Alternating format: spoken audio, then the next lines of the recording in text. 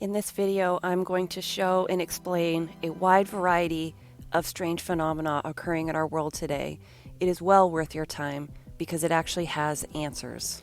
And in this video, we are going to take a look at what really happened, what everyone missed when day turned into night in Sao Paulo, Brazil on August 19th. And I'm going to show you what this event, along with all of the following events I'm showing in this video, all have in common, and what it has to do with the coming catastrophe we call the MCO. Alert! Thinking will be required. But an important note before we go into this video: membership to my private website is closed. This video is not to gain members. It is a free lesson to show just a portion of what's happening now, why most will not see this coming, why most will be unprepared, why people are so lost, especially those who've been seeking the truth, and to show you how little the news or channels you listen to show you about the entire picture of current events, how few truthful answers they ever provide, and how little they understand the MCO plasma catastrophe that is coming. As we go over these recent phenomena, a quick recap and something you must remember: everything is electromagnetic. This phenomena, including all of the crazy weather, are all caused by the building of plasma or charged gases and electromagnetic changes happening in our world now. Plasma, which is electrically charged gases, the visible form of electricity, can take many forms and many colors. It is the fourth state of matter that is conveniently left out in school curriculum. The byproduct of plasma is water, and the water forms clouds. This will be important to remember when we talk about Sao Paulo, Brazil. All of these videos, which were captured by people witnessing these events that post them on their small YouTube channels, are mostly mistaken for UFOs. And I touched on this in a prior video called Not Effin' Aliens. That people do not understand what Hollywood is and what the purpose of it is for. People do not stop and think, what are their own original ideas, or what are the ideas that have been inserted into their minds by conditioning due to movies and television shows. If people saw these lights without ever having seen an alien movie or a UFO craft movie, their minds would not immediately go to this being a UFO.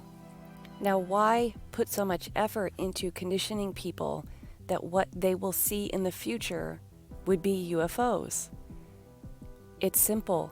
It's to hide the existence of the real cause, which is the coming catastrophe and its preliminary signs.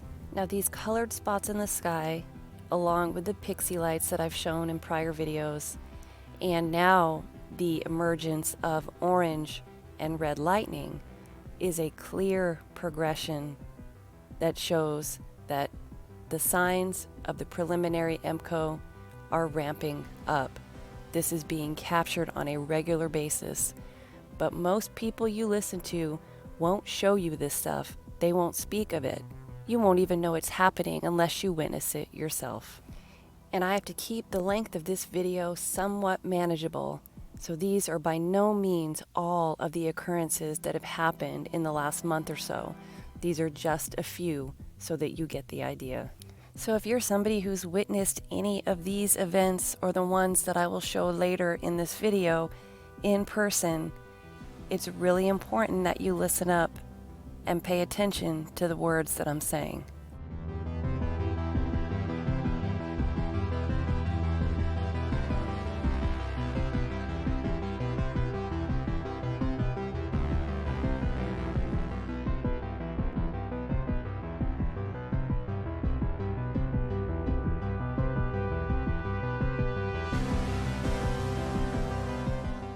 No one ever knew there even was an MCO until Brian Austin Lambert 33 and my channel released this to the world.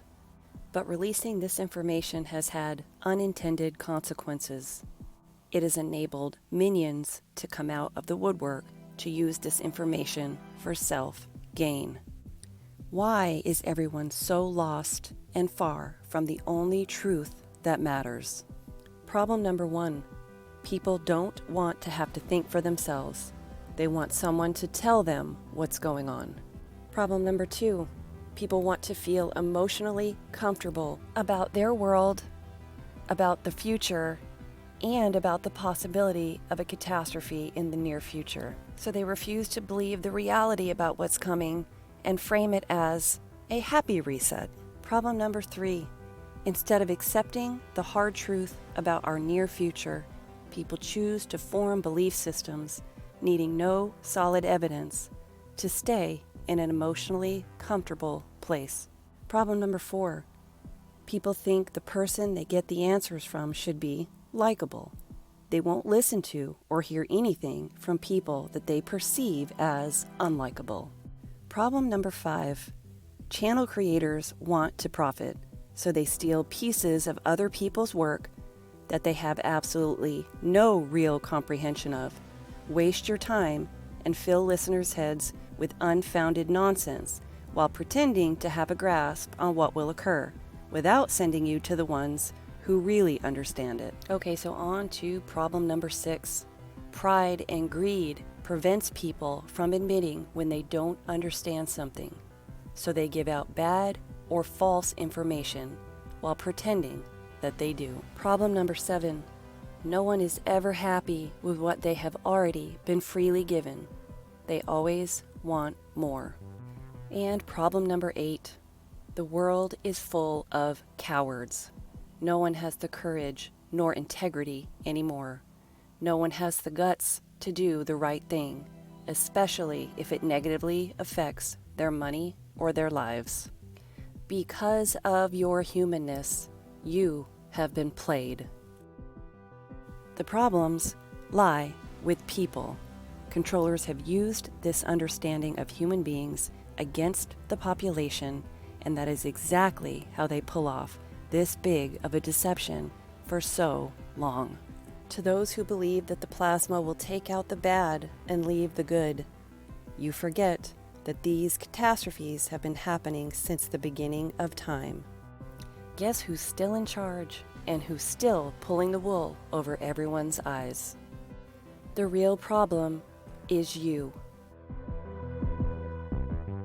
The EMCO's devastating effects do not care who you are. It is the ultimate equalizer. Now we're going to talk about what happened in Sao Paulo, Brazil. But stay to the end of the video because I have some other crazy weather events that have been taking place. This is to give you an example of what it means to critically evaluate an event and think for yourself when forming a conclusion. This is what we teach people to do. Hey guys, and thanks for watching miasnewpairofglasses.com.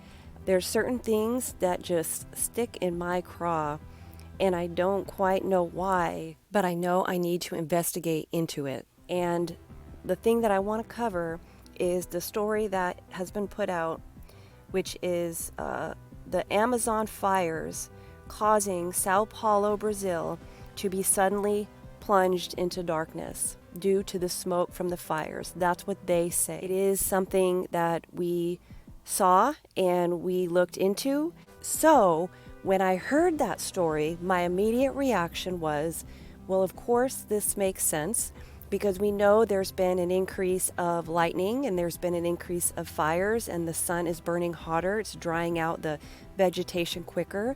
So when I didn't have time to sit with this, and the system had me busy with minutia, lots of minutia, and things that took me away from critically evaluating this issue, I fell for the story. And as we get into my Masters in Controller series, we will talk about how that is exactly one of the things it is designed to do, to keep people from the truth because you're so busy with life.